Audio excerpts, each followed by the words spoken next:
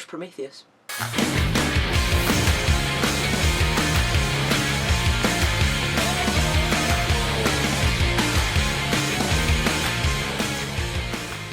Hi guys, it's Xander Falk here and welcome to my review of Ridley Scott's Prometheus in 3D. As you guys know, I went to a midnight screening with Andrew from Media World and it was probably one of the best movie experiences I've ever witnessed. Barely anyone was speaking throughout the entire film.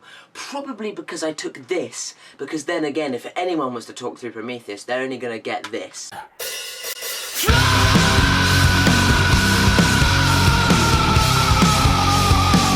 Thanks for not talking during the feature.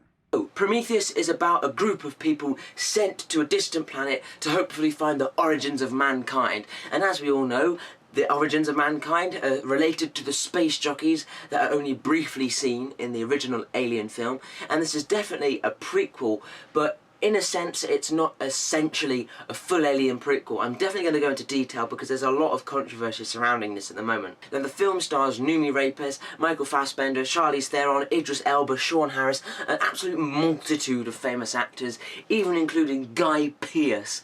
And trust me, you have never seen Guy Pearce like this before. Now, the story of Prometheus is absolutely fantastic. It's very intriguing, it's very detailed, it's very insightful, and you just get a lot more in-depth and a lot more mystery and a lot more information about the space jockeys themselves, but I can't really go into detail because I'll be spoiling the film. Now, one definite stand-up feature is the visual effects of the film. Holy crap, they are fantastic. Now, there are definitely some practical effects in this film, and there's definitely a lot of CGI, but sometimes it's all so good, you cannot tell the difference between CGI and practical effects. I mean, there's such a really great blend of it here. And the action scenes in this film, they are really intense, they're really well done, and they're just so absolutely exciting for me. And the film isn't too long either. Practically the film, a little bit of detail, and it just goes straight in. And it's just absolute blast. It's a 2-hour film and it's just so entertaining.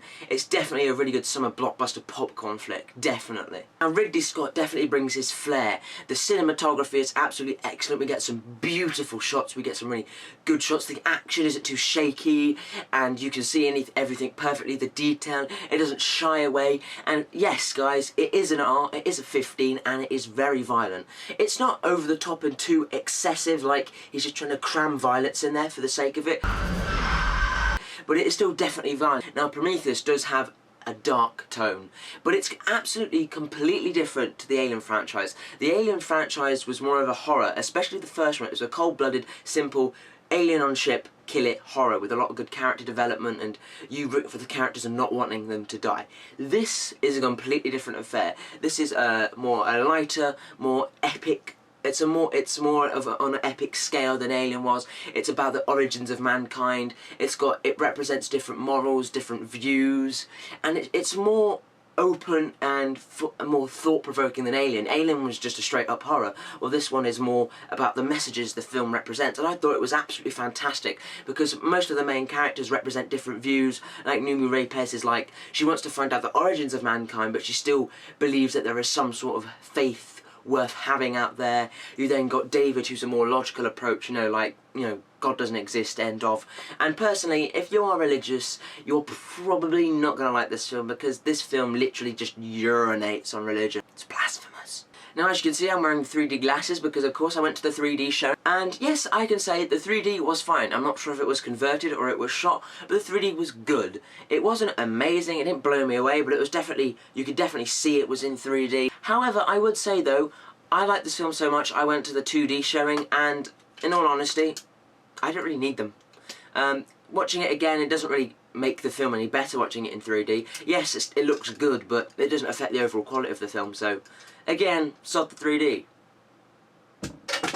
Thankfully, it didn't land on my head this time. Personally, considering it's part of the franchise and it's a Ridley Scott film, and this is meant to be his director's cut, I didn't feel like all of the characters were developed enough. Definitely the main characters were, but like practically, I think it's because the Prometheus has got a bigger crew, so we're not giving it enough time before they start being killed off to, really care for them. And in all honesty, I didn't really care who lived or died. I mean, there was some character development for the main characters, but overall I wasn't really shocked at who died, probably because there was way too many people and we weren't given enough development to really care for them. I'm not saying they're poorly written, I just think more character development would have benefited the film. One thing I do want to discuss is people are really having a go at this film and saying how it's so disappointing, how it isn't what they thought. I sort of understand why, but I loved it, and I'm going to tell you why. Prometheus is a completely different film. Alien is a sci-fi, simple horror. They go to a planet, guy gets infected, guy gives birth to a creature, it starts killing them off until one person survives and leads on to the next 3 films. Prometheus is a lot more thought-provoking. It's just a lot more open and on an epic scale. I mean, it's about the origins of mankind and essentially a god race that started our race. I mean, some things, when you watch it for the first time, when you're taking it in, you don't necessarily understand everything. This film is definitely warranted a second viewing. So if you didn't like it, and there's a lot of things that you didn't understand, or there's a lot of things that you didn't feel were answered, watch it again. I think you will get more, you will understand it more, you will like it more. I went the second time and even loved it more. I just noticed a lot more this time. It's not in your face, simple and given to you. I mean, a lot of people out there need things to be told to them. We run out of fuel? Yes, we run out of fuel, and because we run out of fuel we can't get anywhere, we're all going to die by this monster that's coming right behind us. Some people just need things to be literally explained to their faces. And this film isn't. It's very subtle. It's a film that lets you make your own decision and figure it out for yourself, which I think is good because this film does not treat people like they're dumb idiots. I want an intelligent film, I want a thought-provoking film, and I didn't go in expecting an alien film, and that's why I think people are disappointed. People have gone in expecting a cold-blooded horror and got something different, they're disappointed by it, and even probably hate it. But for me, I went in and I got what I wanted and I thought it was absolutely fantastic. Another complaint, apart from the fact that it wasn't what people were expecting, was that a lot of it doesn't get answered. And yes, I'm going to say it, a fair bit of it doesn't get answered.